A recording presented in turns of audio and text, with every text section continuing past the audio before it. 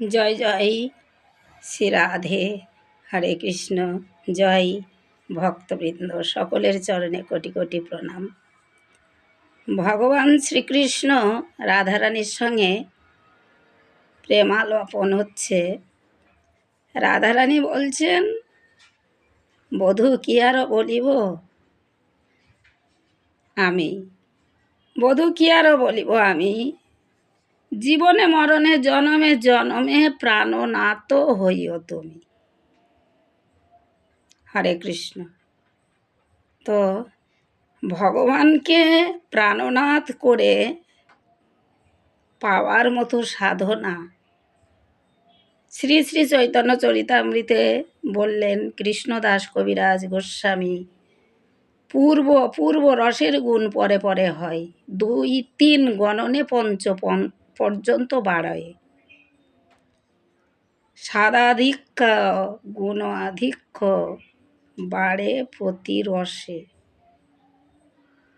1-2 গণনে মধুর এতে পয়সে। হরে কৃষ্ণ। তো সাদাধিক্য গুণাধিক্য সাধনা করে আর গুণের দ্বারা পঞ্চ পর্যন্ত পৌঁছায়। আকাশাদি গুণ যেমন পরে পরে হয়, আকাশাদি, আকাশের গুণ কটা, আমাদের এই দেহের গুণ কটা, ক্ষিতি অপ তেজ মরুদ বন।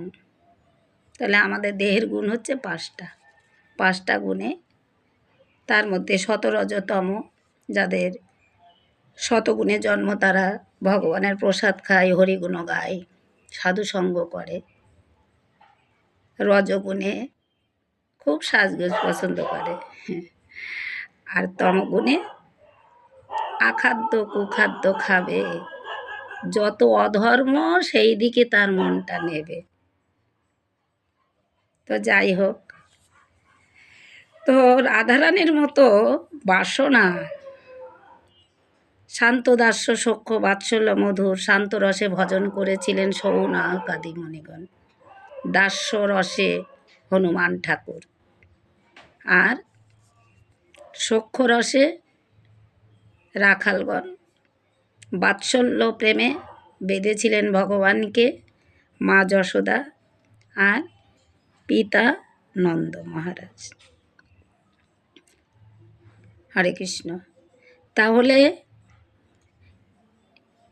শ্রীমতী রাধারানী গোপীসহ পেয়েছিলেন মধুর রসে।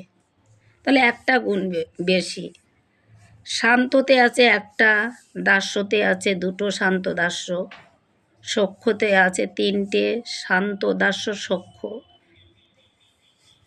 শান্ত দাস্য সখ্য বাৎসল্য আছে 4টে, আর শান্ত দাস্য সখ্য বাৎসল্য মধুর, এই 5টা হচ্ছে রাধারানীর সঙ্গে যুক্ত, এই 5টি প্রেমের। রাধে রাধে। হরে কৃষ্ণ।